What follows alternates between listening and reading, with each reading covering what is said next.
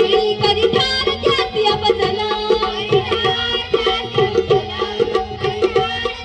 म्हणे शिवबा आशान थे इटलहा जिजी रजी रहे जिजी म्हणे शिवबा आशान थे इटलहा जिजी रजी रहे जिजी म्हणे शिवबा आशान थे इटलहा